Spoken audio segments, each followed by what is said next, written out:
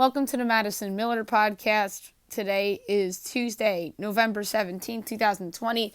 Today I'm going to recap yesterday's Monday Night Football game between the Vikes and the Bears. We will preview tonight's two action games in college football.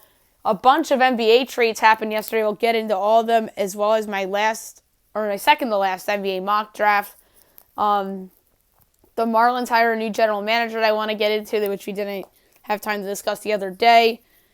Dancing with the Stars recap, and my best bet of the day. All right, we'll start with football.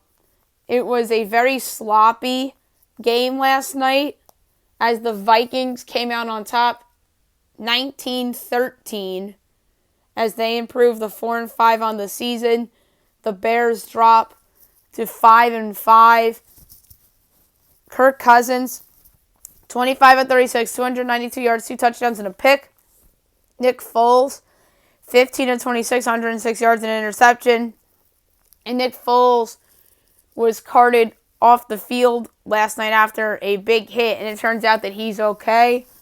So that's good. And meanwhile, this was Kirk Cousins' first win on Monday Night Football, which is crazy to think. He was 0-10.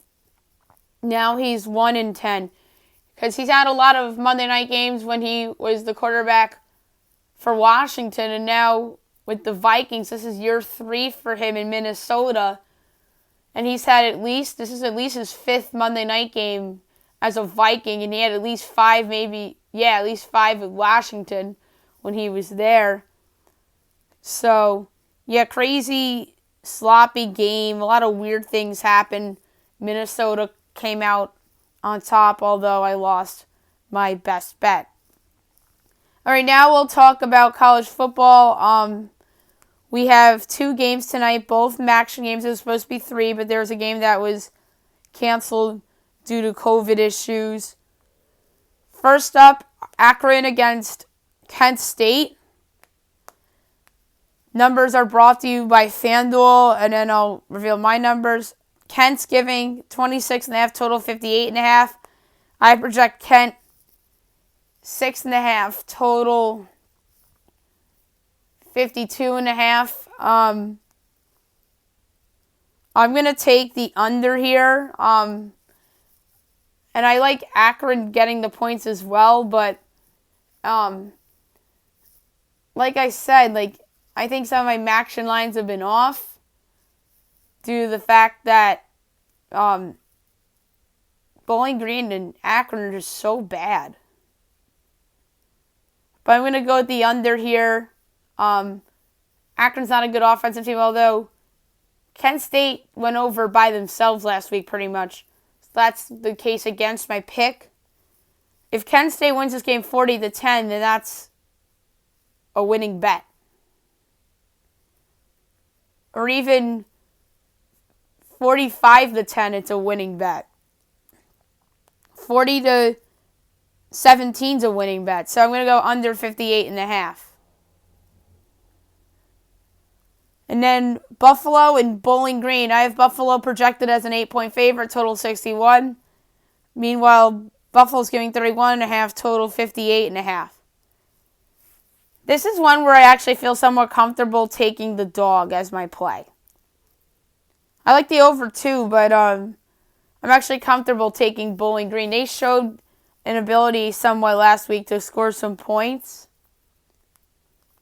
So, give me Bowling Green plus 31.5. I just think that is a huge number. Buffalo wins by 31 points, I win the bet. It's just as simple as that. So,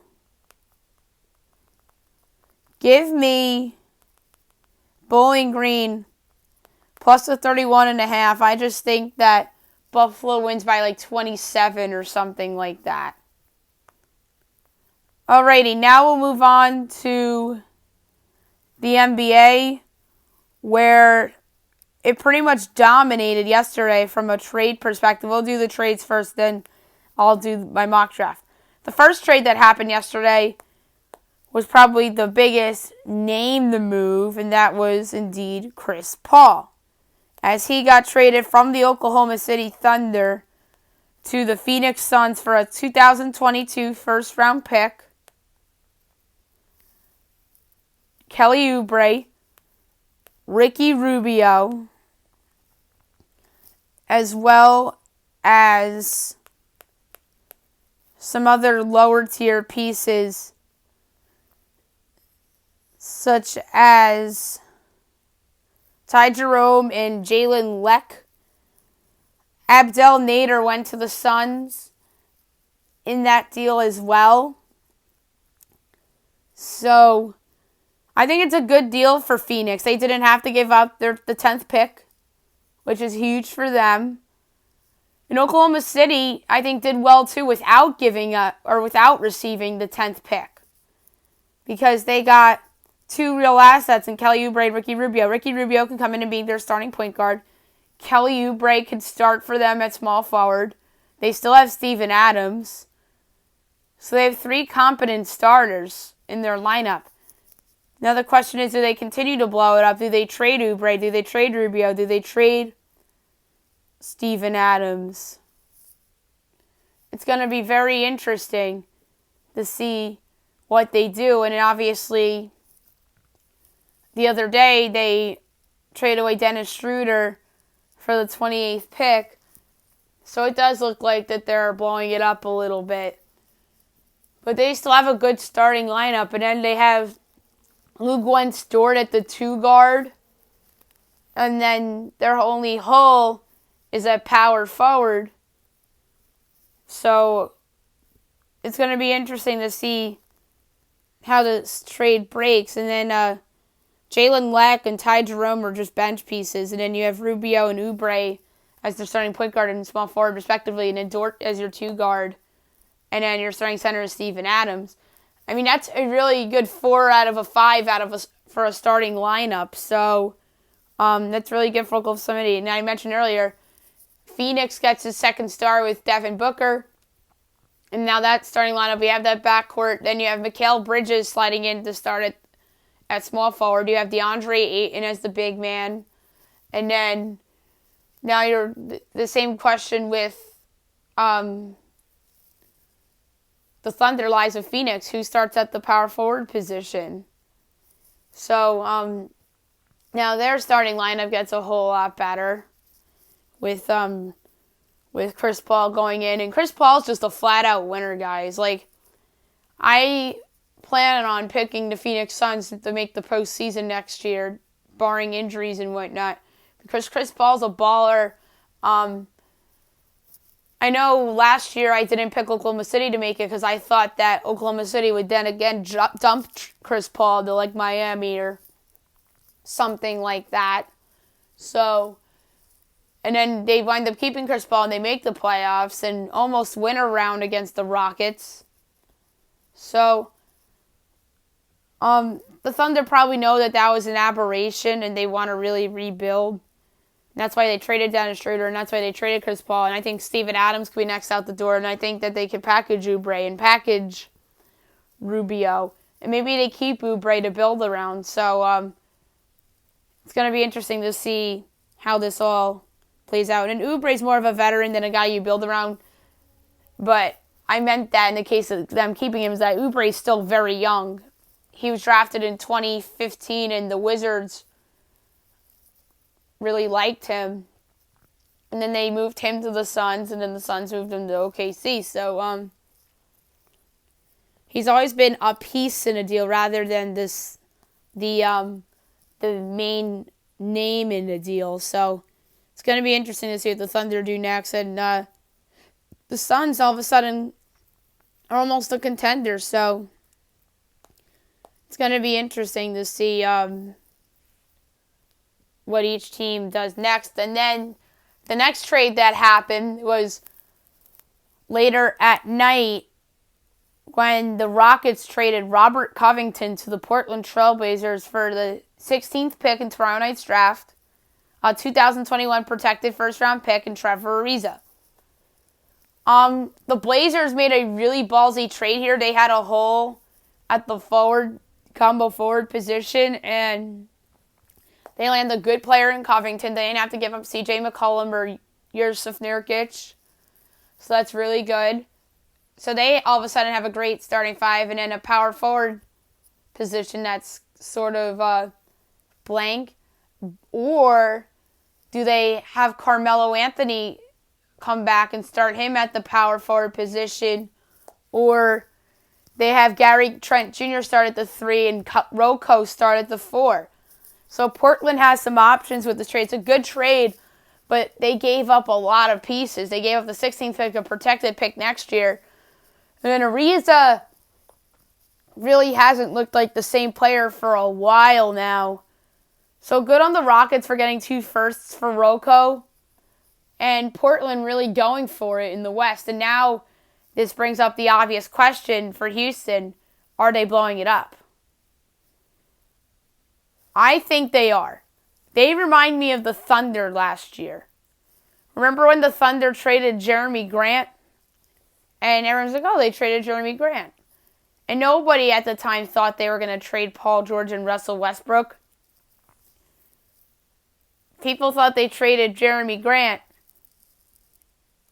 to get just a draft pick. Or did that trade happen after Paul George? I really don't remember. But for some reason, I thought that trade happened before the draft last year. And the Thunder ended up getting the Rockets pick from last year. But, no. But I don't know why I thought Jeremy Grant was traded before Paul George and Russell Westbrook. I'm going to check that out because I know Paul George wasn't traded until like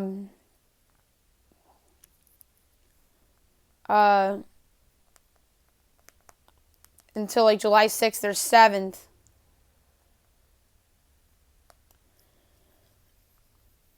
So, Jeremy Grant was acquired on July 8th of 2019. So it was after the PG-13 Russ. It was after the Paul George trade. I don't know if it was after the Westbrook trade or not. But yeah, that was my mistake. But yeah, this kind of reminds me of the Thunder a little bit, but the other way around. The Rockets trade away a role player first, or at best an above average starter, and everybody is thinking, oh, Rockets are blowing it up. But yeah, you know why they're blowing it up? Because James Harden wants out of Houston. Russell Westbrook wants out of Houston. Mike D'Antoni's gone. Daryl Morey's gone. James Harden wants to go to the Brooklyn Nets. And I talked about it a little bit yesterday when they made the Bruce Brown trade. I think that was a trade to get an asset to make a bigger deal. James Harden to Brooklyn, I think, is a real thing, and I think it could very well happen. James Harden's a star in the league, and I think he wants to be with his other buddy, Kevin Durant, and then Russ, I think, wants to be on his own team as well. We'll see how that plays out. So, yeah, the trading of Robert Covington makes me think that the Rockets are definitely blowing it up. And they get 2 picks. Good on them. And now the question is, does Brooklyn or maybe Philly get James Harden? And who gets Westbrook? Because the only way I don't see Harden to Brooklyn happening is if Philly puts Ben Simmons or Joel Embiid on the table. And because that's a better asset to anything Brooklyn can offer. Let's be honest about that. Harden for Embiid would make sense because the Rockets need a big man. Maybe they build around Joel Embiid, so it's not a complete rebuild in a weird way for the Rockets, and they just build around Joel Embiid, or the same we said about Ben Simmons. If one of those players were the piece that they acquired. And then who's the piece that Brooklyn gives up? Karis LeVert? So yeah, it's going to be interesting. And I talked about this a little bit on the show yesterday. Like the deal to the Houston would be Dinwiddie, LeVert, Jared Allen, and a bunch of first-round picks. Maybe 3 first-round picks with a couple protections on it. And that obviously is similar to a trade that happened yesterday, which I'm going to get to. And if that were to happen, then Brooklyn's starting lineup would be Kyrie Irving, James Harden, Kevin Durant, DeAndre Jordan. I would say Bruce Brown's in that deal too, or Houston. And then you have a hole at small forward, and Karis LeVert's in that deal. Because to me, if you get James Harden, you got to give up Karis LeVert. You got to give up Jared Allen, and Dinwiddie's obviously going to be in that deal as well. And a bunch of picks, and maybe Bruce Brown. Or maybe they keep Bruce Brown, they make him the starting small forward. Or if Bruce Brown's in that deal, then you make Rodions Caruso your starting small forward, or Taurean Prince. And that's who I was trying to think of yesterday. Or Prince would be in that deal. So it's going to be interesting to see how the Harden thing plays out. And then another trade that happened last night, literally a minute after the Covington trade broke, word breaks out that the Pelicans have traded Drew Holiday to the Milwaukee Bucks for George Hill, Eric Bledsoe, and 3 first-round picks and 2 pick swaps. That's similar to what, from a pick compensation standpoint, to what New Orleans got for Anthony Davis, which is crazy. They got more back from Anthony Davis than they did for Drew Holiday because Brandon Ingram and Lonzo Ball are better players than George Hill and Eric Bledsoe at this point.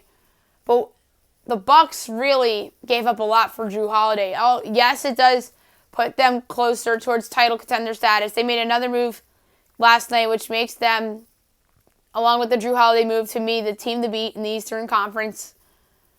Unless if somehow Brooklyn gets James Harden without giving up Karis LeVert.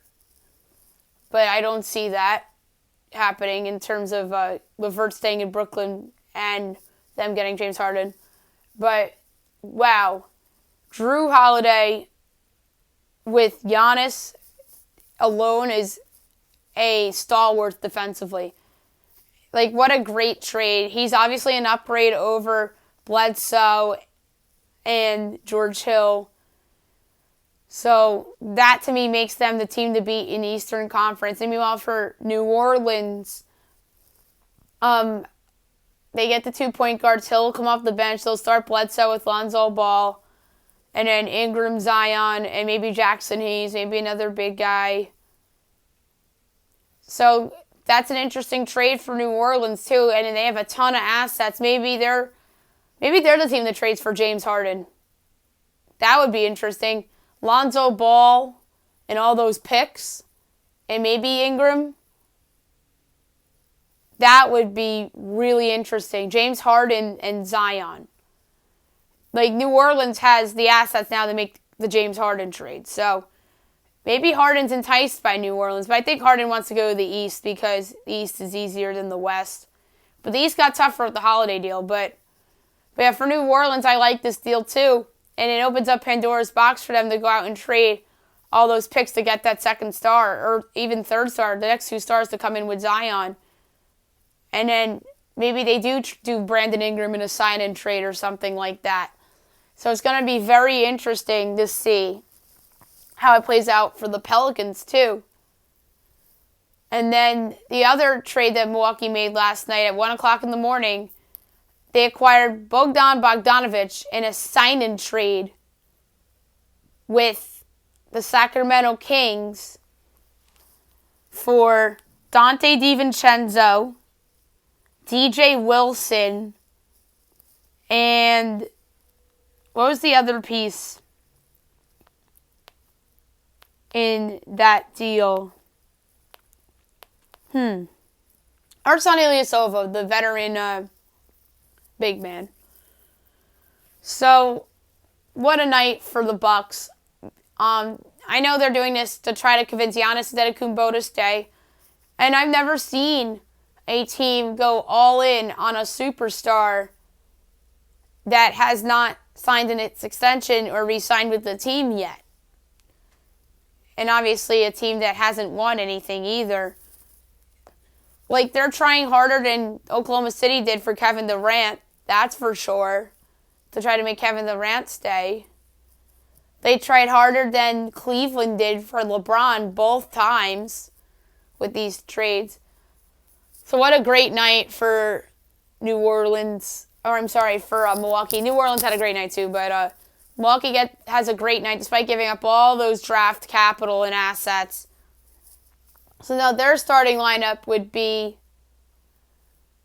Drew Holiday, Chris Middleton, Bogdan Bogdanovic, Giannis, and Brook Lopez. So Giannis becomes the power forward and the small ball 5. And the good thing about the Bucks is that they didn't give up the 24th pick in the draft, as far as I'm concerned. Maybe that's in the Drew Holiday deal, but we don't know that yet. But if it's not, then they can pick up another piece with that pick, which is awesome. And that's a great starting 5. And then their bench really doesn't have anybody. Wesley Matthews is gone. So they just have to sign a bunch of minimum guys. And if they keep the 24th pick as well. Like, they're not as deep as the Lakers from this past year.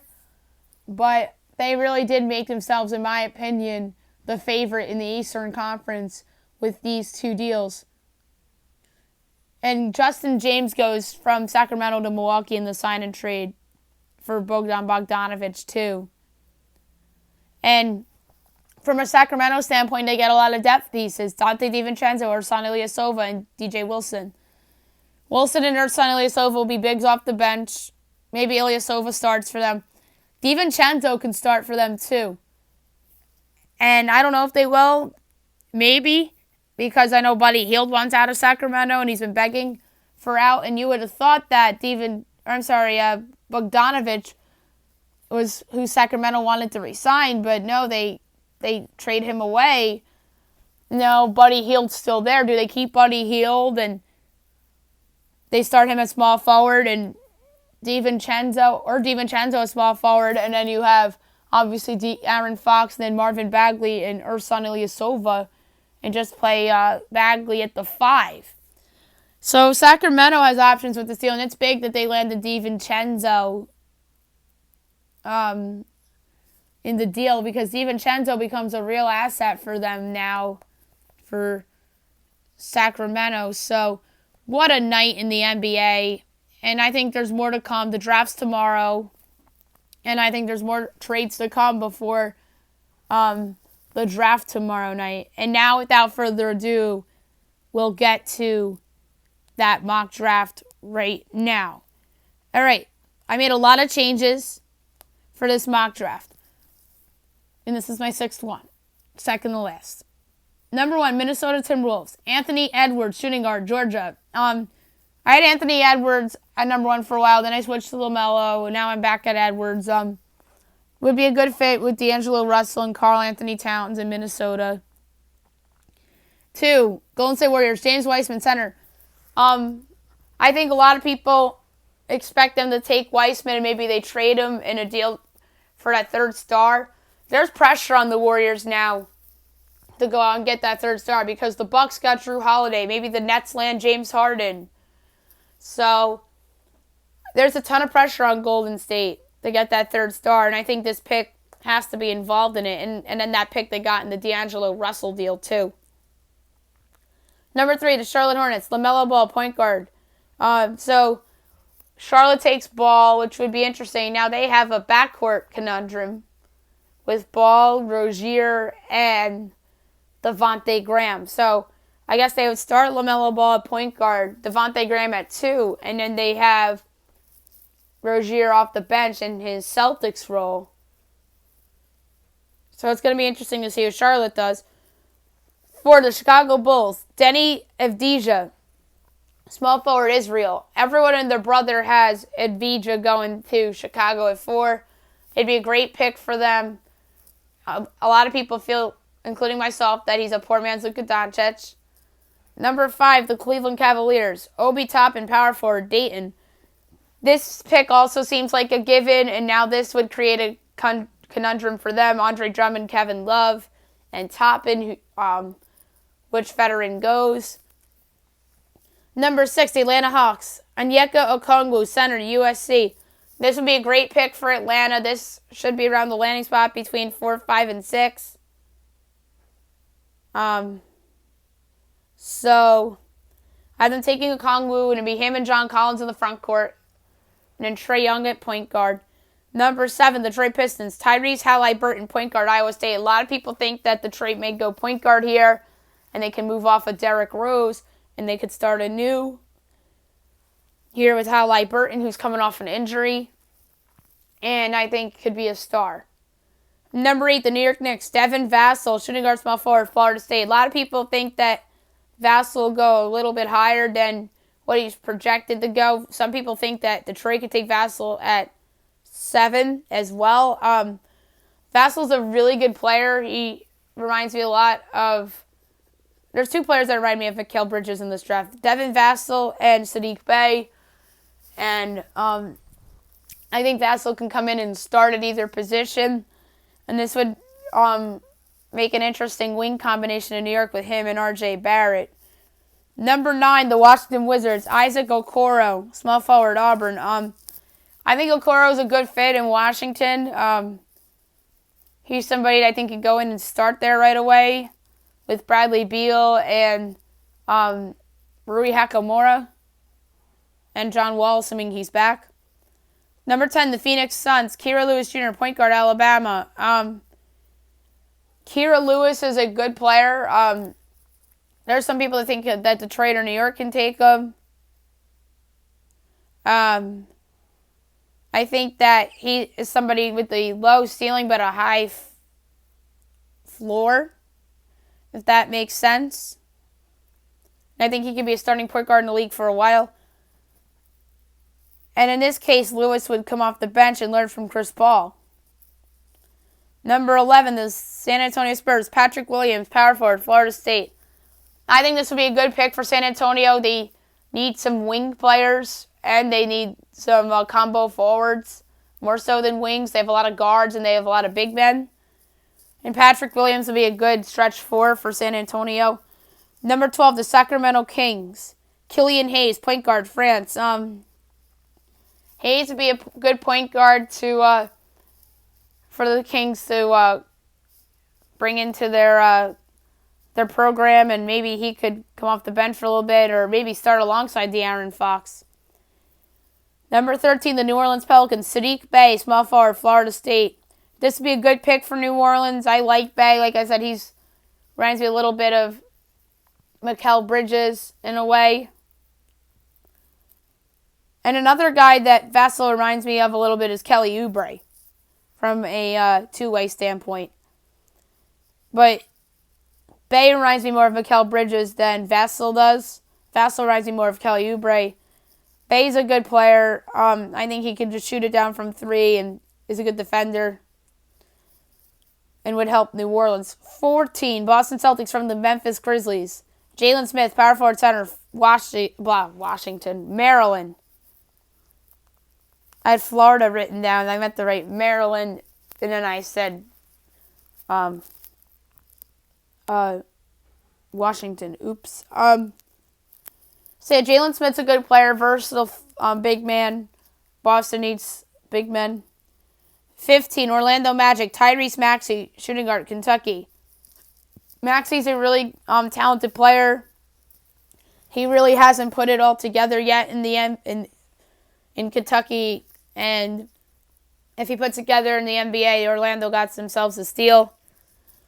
16, the Houston Rockets from the Portland Trailblazers. Obviously, Houston gets this pick in the Rocco deal. Aaron Naismith, shooting guard, small forward, Vanderbilt. Houston just needs young assets at this point. It's obvious that they're rebuilding. Naismith's a good player. He'll probably start for them next year, assuming they blow it up and trade Harden and Westbrook. Number 17, the Minnesota Timberwolves from the Brooklyn Nets. Precious Achiuwa, power forward center, Memphis. So Minnesota gets another big man to pair Karl Anthony Towns in the front court. Maybe Achiuwa starts the year off the bench. Number 18, the Dallas Mavericks. Aleksej Pokusevski, small forward, Serbia. This would be a good pick for Dallas. They really love international guys. He could come in and start at small forward or even the power forward, because Kristaps Porzingis is going to miss the start of next season due to the surgery. Number 19, the Brooklyn Nets from the Philadelphia 76ers. Jaden McDaniels, small forward, Washington. It would not shock me if this pick is at least the Rockets pick in a couple days from now. But let's say Brooklyn keeps it and takes Jaden McDaniels. Just another asset in the asset trade for Brooklyn. maybe whether they get Harden or not, maybe McDaniels could come in and start next to Kevin Durant and Kyrie Irving, and whether it's Harden or LeVert and DeAndre Jordan. McDaniels is someone with a ton of upside, but really didn't hit it in college. Number 20, the Miami Heat. Desmond Bane, shooting guard, TCU. Miami needs established guys that can go in and help them right away. They could lose Goran Dragic in free agency, so the preference for Miami would be a point guard here, maybe Cole Anthony. That would be a great pick for them. But Bane would also be a good pick, a shooter that could help them off the bench. Number 21, the Philadelphia 76ers from the Oklahoma City Thunder. Cole Anthony, point guard, North Carolina. This would be a good pick for Philly. Cole Anthony would really help them, probably in a bench role. Maybe a potentially starting role if they decide to move off of Ben Simmons. Number 22, the Denver Nuggets from the Houston Rockets. R.J. Hampton, shooting guard, Australia. It's amazing how far Hampton's stock has dropped. He was projected a top 10 pick not long ago, and now he's in the 20s, which is unbelievable. Somebody's going to be getting a steal outside the lottery. Number 23, the Utah Jazz. Malachi Flynn, point guard, San Diego State. I like Malachi Flynn. He led San Diego State to great heights last year. Number 24, the Milwaukee Bucks from the Indiana Pacers. Josh Green, shooting guard, Arizona. As of right now, this pick is still Milwaukee, so it could very well be New Orleans' pick by tomorrow night if this pick is indeed included in the Drew Holiday deal. Josh Green is someone that could really help the Bucks this year, assuming they keep this pick off the bench. Number 25, the Oklahoma City Thunder from the Denver Nuggets. Zeke Naji, power forward center, Arizona. This would be a good pick for OKC. Naji, someone that could play both at the 4 and the 5. They really need some versatility from the big position. Maybe let's say they keep Steven Adams. Maybe Naji could start next to Steven Adams. Number 26, the Boston Celtics. Leonardo Bellarmo, shooting guard, Spain. This guy reminds me a lot of Alex Caruso from a heat check standpoint. A guy that come off the bench and just help him. Number 27, the New York Knicks from the Los Angeles Clippers. Peyton Pritchard, point guard, Oregon. I have not had Pritchard in a mock draft yet. I don't think so. I really think that Pritchard is somebody that's going to be a steal for somebody, especially if he falls out of the first round. Pritchard is someone that, to me, has a very high floor but a low ceiling that could just come in and be a starting point guard for a long time. And I think the New York fans would really appreciate Pritchard. Number 28, the Oklahoma City Thunder from the Los Angeles Lakers. Tyler Bay, power forward, Colorado. OKC gets this pick in the Dennis Schroeder deal. They need, I mentioned, big guys, especially power forwards. I think Bay is someone that could start for them next to Steven Adams, and then you could have Zeke Naji off the bench. So yeah, imagine a starting lineup if they keep their assets. Steven Adams, Tyler Bay, Kelly Oubre, Luke Wentz-Dort, and Ricky Rubio. That's pretty good. And then Zeke Naji off the bench. I think that is really, really good for the Oklahoma City Thunder. So it's going to be interesting to see what they do. And I really like Bay. He's somebody that I think could shoot it and be a really good stretch force for them. 29, the Toronto Raptors. Isaiah Stewart, center, Washington. This pick makes all the sense in the world. Stewart is somebody that showed some potential at Washington. Toronto has a possible need at center with potentially losing both Serge Ibaka and Marc Gasol. And Stewart can come in and start with them with Pascal Siakam. We'll see what happens with Fred VanVleet, Norman Powell, Kyle Lowry's still there. So they're an interesting team, the Raps. And number 30, the Boston Celtics from the Milwaukee Bucks. Trey Jones, point guard, Duke. Jones is somebody that showed a lot of capabilities in college. He has a pretty high ceiling. I don't know if he has a higher ceiling than, say, a Pritchard or a Kira Lewis Jr. but I think his floor is lower than those two players. To me, he's just a point guard off the bench that can help a contender, and that's, I think, what the Celtics are looking for. Unless if they decide to blow it up, you never know, but I don't think they'll trade Tatum or Brown, but I think Hayward's in play, obviously. Maybe even Kemba Walker, because the Celtics were in play for Drew Holiday. But yeah, I think Trey Jones would be a good backup point guard for the Boston Celtics. And there you have it. My second to last mock draft. My last mock draft, obviously, will be on tomorrow's show. Now I want to discuss a big hire in Major League Baseball. The Miami Marlins have hired Kim Ng to be their general manager. They make history here. The first female in any of the 4 major professional sports to become a general manager. 30-plus years of experience. She was with the White Sox for 6 years, the Yankees for 3, the Dodgers for 9, and then the MLB's commissioner office for 9. So she has some experience in front offices. I think this is a very inspiring hire. I think it's a great hire. And this is the first woman to be hired as a general manager position by any of the professional men's sports teams in the North American major leagues. As I mentioned, and the highest ranked woman in baseball operations among the 30 teams. And this is just awesome. And hats off to Derek Jeter for pulling this off. Hopefully they keep the manager of the year, Don Mattingly, around. And this is what she said. I entered Major League Baseball as an intern, and after decades of determination, it's the honor of my career to lead the Miami Marlins as their next general manager. We are building for the long term in South Florida, developing a forward-thinking, collaborative, creative baseball operation made up of incredibly talented and dedicated staff who have, over the last few years, laid a great foundation for success. This challenge is one that I don't take lightly. When I got into the business, it seemed unlikely a woman would lead a major league team, but I am dogged in the pursuit of my goals. My goal is now to bring a championship baseball team to Miami. I'm both humbled and eager to continue building the winning culture our fans expect and deserve. That's a good quote. And Miami had a great year in 2020. A great year. They overcame their COVID outbreak and made the playoffs. That's why Don Mattingly is the manager of the year. Even if they didn't have their COVID outbreak, maybe they still make it, and Don Mattingly is still the manager of the year.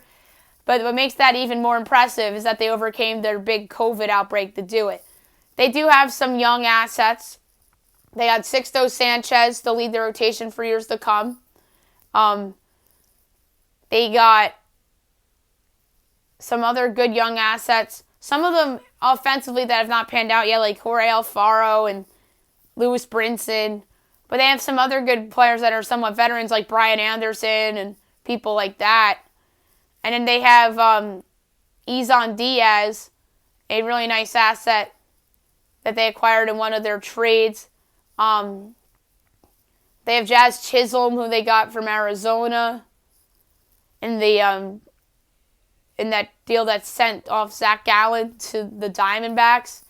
So they do have some assets, and I'm really interested to see. I think they are in play to make a win-now move because they made the playoffs, and I think there is some pressure. With this hire now, I think there's a ton of pressure on them to go out and make a win-now move, whether that's in free agency or a trade. Maybe they sign DJ LeMahieu. That would be interesting.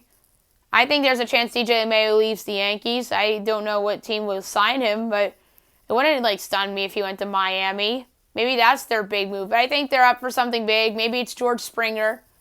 Maybe it's JT Realmuto. Oh, wait, they had him already. I don't know if they would do that. They traded him away. He wanted out of there. Maybe he wants to go back there. I think Miami all of a sudden is an enticing place for baseball players. I really do think they're going to make a big move to keep themselves in the playoff conversation in the National League and try to prove to everybody that 2020 was no fluke. And maybe later in the week I'll do baseball off-season predictions because I have yet to do them. And I do expect the Miami Marlins to do something big. Now I want to recap last night's episode of Dancing with the Stars. It was yet another elimination episode. And it was an interesting one, to say the least. So, this week's theme was favorite dance and freestyle. It was the finale, or no. Yeah, it was the finale. That's interesting. So they're down to 4. Or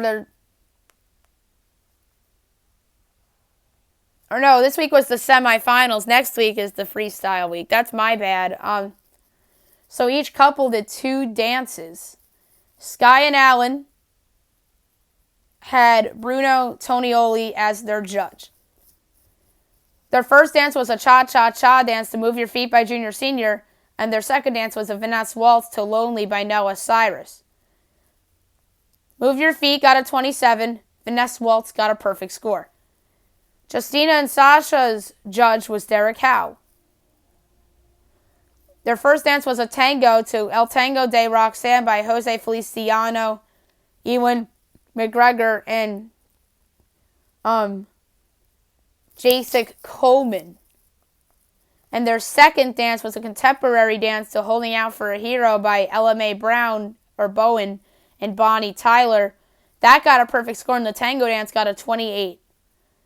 Johnny and Britt's judge was Carrie-Ann Inaba. The first dance was a salsa dance to X by the Jonas Brothers, got a 27. And their second dance was a jazz dance to I Lived by One Republic and got a perfect score. Nelly and Daniela's first dance was a Paso Doble to Run Boy Run by Woodkid and got a 26. And by the way, their judge was Bruno. And their second was a jive dance to Jump, Jive, and Wail by the Brian Setzer Orchestra, got a perfect score. Nev and Jenna's judge was Derek, and they did a foxtrot to Sign of the Times by Harry Styles and got a perfect score, and a contemporary dance to If the World Was Ending by J.P. Sachs and Julia Michaels, and they got a perfect score on that one as well. And then when Caitlin and Artem, they did a Paso Doble to Hugh Hanuman by Rodrigo y Gabriela and got a perfect score. And by the way, they had Carrie-Ann as their judge. And then they did a contemporary dance to Cowboy Take Me Away by the Chicks and got a 30. The judges voted to save Justina and Sasha, and Bruno did not vote to save. Meanwhile, Derek and Carrie-Ann did. And the couple that got voted off in the judges' vote was Sky and Alan. And that's unfortunate. Somebody had to go. These are all good partners. Johnny and Britt were also eliminated immediately, so that stinks. So 2 were eliminated. Next week's the finale. They're down to 4. So it's down to Justina and Sasha, Nelly and Daniela, Nev and Jenna, and Caitlin and Artem. I think all these couples that are left have a shot to win. I'm obviously going to predict the winner on Monday's podcast. So yeah, an interesting episode of Dancing with the Stars. I thought it was the finale already, but no. It was the double elimination. It's the semifinal, and then next week's the finale. So it's going to be interesting to see how this all plays out.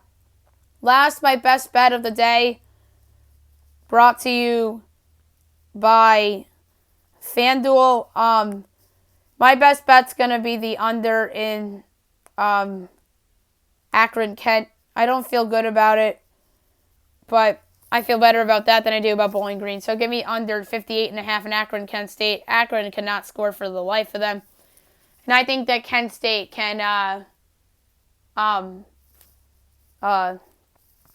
slow it down the pace a little bit in the second half. So give me under 58.5 in Akron, Penn State.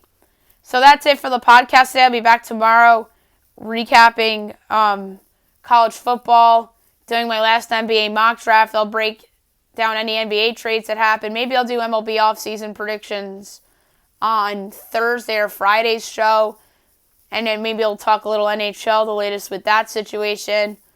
And anything else, sports or pop culture related, I'll have it for you in the podcast. And obviously tomorrow we'll preview tomorrow night's double elimination episode of The Masked Singer as well. Hope you guys have a great day, everyone.